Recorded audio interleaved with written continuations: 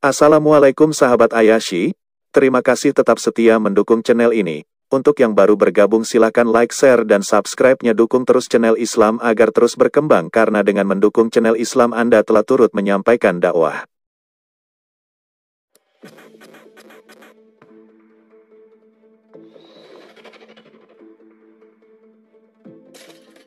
Semesta dan sebagainya adalah firman Allah, berarti kita memiliki hakikat Allah juga dong. Kan firman adalah Allah, Yohanes 1 ayat 1. Kita nggak usah dulu terlalu tinggi deh pembahasannya. Kita komparasikan Kejadian 1 ayat 3 dan Yohanes 1 ayat 1. Kalau kamu meyakini firman itu jadi langit, firman jadi kuda kek, firman jadi matahari, silakan. Ya, nah itu yang saya suka. Jadi gini bang, kan dikaitkan dengan Yohanes nih. Di mana nyambungnya? Apakah pikiran yang keluar atau perkataan yang keluar ya? Kita tes nih, uji coba nih. Kita tes, kita apa namanya? Kita bedah nih. Nah, kalau Yesus itu kalau dikatakan dalam Yohanes 1 ayat 1 itu, pada mulanya adalah firman. Firman itu bersama dengan Allah dan firman itu adalah Allah. Nah, menurut saya di situ berdasarkan ayat itu, ia adalah sang firman, sang yang berkata-kata dalam kitab Kejadian. Berfirmanlah sang firman. Berfirmanlah sang firman. Karena di situ hologos. Bersama-sama. Firman bersama-sama sang firman. Itu adalah firman yang dalam Kejadian 1 ayat 1. Firman bersama-sama. Nanti dulu bro, jangan dipotong bro, jangan dipotong. Enggak, saya lagi menggunakan penjelasanmu ngawur bro. Saya menggunakan logika saya yang memikirkannya itu terlalu aneh sekali. Kok bisa firman bersama-sama firman? Bro, jangan dipotong dulu bro, kan belum habis nih. Gini bro, makanya sesuatu yang aneh ya kalau dikatakan di situ adalah perkataan, jadi nyambung di Kejadian 1 nggak nyambung kalau dikatakan itu adalah firman yang keluar adalah pikiran atau kecerdasan. Nah yang nyambungnya adalah Yesus itu kan sebagai sang firman dia di situ. Nah Allah itu hanya gelar atau sebutan kepada sang firman ini, bersama-sama dengan Allah, bersama-sama dan gelarnya dia. Dan firman itu adalah Allah. Nah, berarti sang firman itu adalah Allah. Karena hologos adalah Allah. Kan begitu. Lalu kita firman Allah bagaimana itu? Kan kamu bilang tadi kita adalah firman Allah. Langit adalah firman Allah. Matahari adalah firman Allah. Ya, karena Kejadian 1 ayat 3. Berarti semua itu adalah Allah. Itu yang saya bilang bro. Makanya kalau dikatakan Yesus itu adalah firman yang keluar sebagai kata-kata, nggak nyambung. Loh, berarti kamu bilang kamu gak nyambung sama kitab sucimu. Kan kamu bilang tadi gini, Kejadian 1 ayat 3, kita adalah firman Allah. Langit adalah firman Allah. Yohanes 1 ayat 1 adalah Yesus Kristus yang adalah firman Allah. Yang firman itu bersama-sama firman katamu. Oke, kita kunci seperti itu. Berarti hologos dalam Yohanes 1 ayat 1 dan 14, itu pada diri Kristus, itu juga berlaku pada diri kita yang adalah firman Allah. Kamu udah jatuh neoplatonisme sebenarnya. Bro nggak nyimak ya? Saya nyimak kok, maka saya tulis loh. Sang hologos, sang firman dia. Iya, saya kunci katamu. Gini bro, Kejadian tadi. Gini bro, kamu bilang Yesus itu sang firman, kita ini firman. Bahkan saya katakan kamu itu berpaham neoplatonisme karena Plato mengatakan ada yang namanya. Nanti dulu lah. Ya, kalau saya bahas tentang filsafat ya. Doktrin nanti dulu lah. Kita bahas ini kan dengan konsekuensinya atau kita bedah ini. Menurut itu berdiri atas yang kamu ajarkan adalah neoplatonisme. Sudah selesai. Begini bro kami. Alkitab itu adalah berpatokan kepada ya tradisi-tradisi gereja dan juga doktrinal yang sudah ditetapkan oleh para rasul dan bapak-bapak gereja. Itu kita tidak bisa karena Oneness itu kan suka tidak terima ketika bicara doktrin. Ya kan, karena memang mereka memasukkan pikiran mereka di dalam Alkitab. Ya kurang lebih seperti cara Anda mengesek daripada Alkitab tadi, Kejadian 1 ayat 3 itu. Jadi itulah cara Oneness, sehingga Oneness itu menolak yang namanya Tritunggal dan doktrinal yang dicetuskan oleh bapak-bapak gereja. Jadi sebenarnya di situ kekeliruan kita bro. Jadi kalau Anda tidak bertahan pada egoisme Anda dan juga berasa bahwa saya yang paling benar, maka tentu Anda bisa akan belajar daripada bapak gereja. Ketika Bro Timothy tadi membawa neoplatonisme dan lain sebagainya yang menyimpang dari penafsiran daripada Alkitab itu, Anda nggak terima. Kenapa? Karena ketika itu kita bahas, maka paham Anda itu akan teridentifikasi. dengan aliran-aliran sesat ini. Itu sebenarnya bro, makanya Anda jangan anti ketika Bro Timothy membahas tentang tentang doktrin-doktrin, filsafat-filsafat gitu. Iya, bahkan gini pesan saya Pak kami, apa yang dikatakan Pak Laskar Kristus itu benar. Tunggu. Kamu terlalu banyak bicara tapi nggak ada isi. Pesan saya begini, Alkitab sudah menegur dalam 2 Petrus 1:20, jangan menafsirkan kitab suci berdasarkan pendapat sendiri. Itu konsekuensinya, jangan. Tapi kamu sudah menafsirkan itu di luar dari apa yang disampaikan dalam Consentum Patrum. Kenapa kita berpatokan kepada Bapak Gereja? Karena Alkitab mengatakan pengajaran tentang kitab suci dan apa yang disampaikan para rasul itu komunal, bukan personal.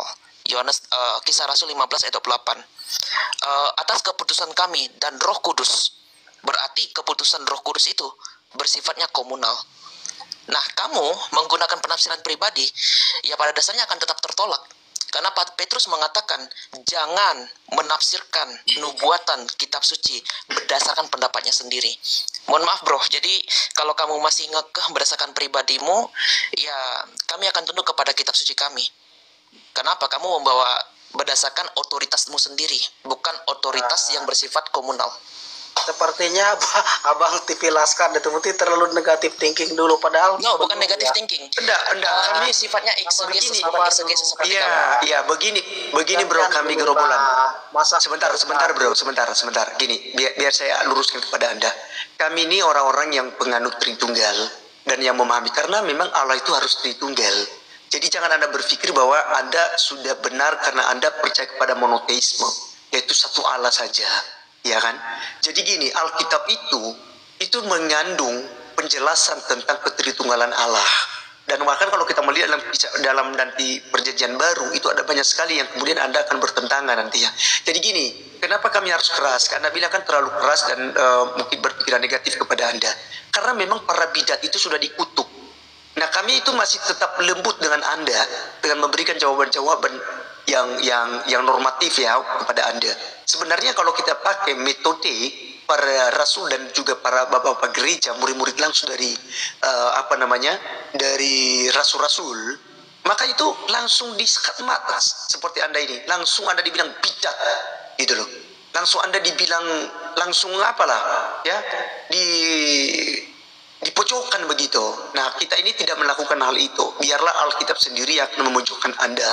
Nah, jadi makanya jangan ketika Anda berkata kami ini terlalu berpikiran negatif tentang Anda, tidak. Karena memang kalau orang sudah menolak doktrin, itu catat baik-baik. Karena ada 3 yang tidak boleh ditolak yang merupakan jantung daripada kekristenan itu. Yang pertama, menolak Allah Tritunggal, maka dia bukan seorang Kristen. Kedua, menolak Alkitab sepenuhnya firman Allah, maka dia bukan Kristen. Menolak Yesus Kristus datang sebagai manusia, sepenuhnya manusia dan sepenuhnya ilahi, maka dia bukan seorang Kristen. Tapi dalam bidat yang telah dikutuk oleh para rasul dan bapak-bapak gereja. Jadi itu bukan masalah menjaga perasaanmu ya bro. Tapi karena memang doktrin Tritunggal itu adalah jantung daripada kekristenan, itu makanya ada kredo itu dan pengakuan iman rasuli itu. Untuk menegaskan supaya tidak tersesat. Nah makanya kalau saya tidak tahu Anda beribadah di mana. Kalau Anda mungkin beribadah di GPDI ataupun beribadah di GBI misalnya, yang sudah tidak lagi mengikrarkan tentang pengakuan iman rasuli. Sehingga kan wajar ketika Anda tidak punya dasar. Karena Anda tidak diingatkan terus-menerus dengan pengakuan iman rasuli itu. Jadi begitu kira-kira bro. Jadi bukan untuk menyudutkan Anda, tetapi dengan pemahaman ini, ya Anda menyimpulkan sendiri. Kami tidak paksakan juga Anda harus menerima tentang apa yang dijelaskan oleh Bro Timothy dan juga penjelasan saya. Tetapi kembali kepada Anda sendiri. Apakah Anda bersikukuh mempertahankan tentang bahwa Yesus itu adalah Bapa, maka resikonya adalah Bapa berdarah-darah, Bapa ditompak-tompak, Bapa juga adalah roh itu juga dicaci maki dan lain sebagainya gitu ya, diraba-raba dan ditarik sana sini begitu ya. Itu sangat miris bro, itu sangat miris ketika Allah Bapa itu berdarah-darah, karena Allah Bapa itu adalah roh yang tidak pernah terlihat ya, karena tidak ada seorang pun yang melihat Allah. Nah jadi hanya firman yang bisa dilihat, yang bisa berteofani dan bisa berinkarnasi. Mungkin seperti itu dari saya mungkin Bro Timothy ya.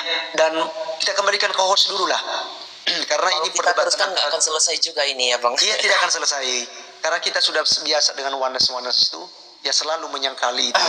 Ya biarkan saja kalau memang Tuhannya berdarah dan mati di kayu salib. Sebentar, Shalom.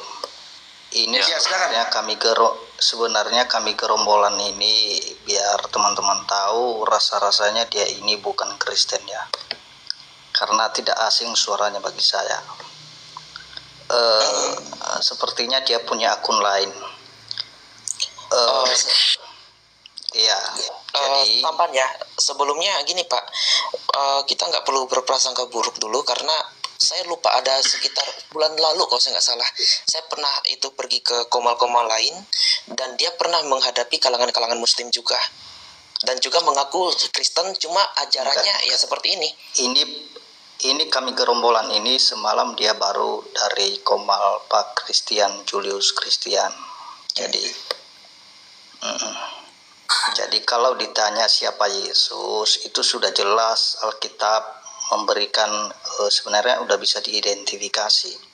Ada banyak sebutan dengan Yesus, hanya satu yang tidak disebutkan kepada Yesus, yaitu Bapa. Yesus disebut Firman, karena itulah sebutan pra-inkarnasinya. Dia disebut anak manusia, itulah sebutan bagi inkarnasinya. Dia disebut utusan karena memang dia Firman yang diutus jadi manusia. Jadi ada banyak hal sebutan bagi Yesus.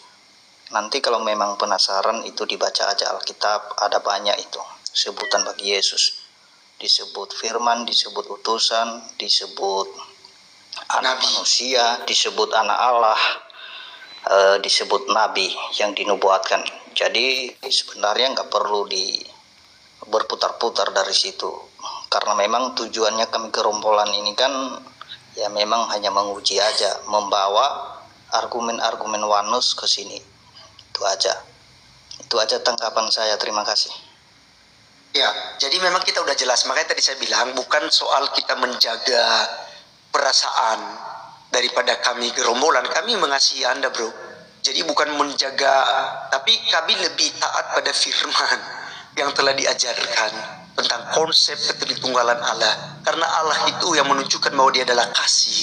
Itu karena Allah itu memiliki satu kesatuan. Ada hubungan erat antara Bapa, Anak dan Roh Kudus. Karena sejak semula juga pun sudah demikian. Makanya dikatakan bahwa Allah itu adalah kasih. Gitu. Nah, bagaimana dia menunjukkan dan membuktikan bahwa dia adalah kasih jika dia tidak mengasihi? Nah, maka itu perjalinan kasih itu sudah ada pada diri Allah sebelumnya. Sejak purbakala, Bapa, Putra, dan Roh Kudus. Itu satu kesatuan yang tidak bisa dipisahkan. Tapi kita bisa membedakannya. Kepribadian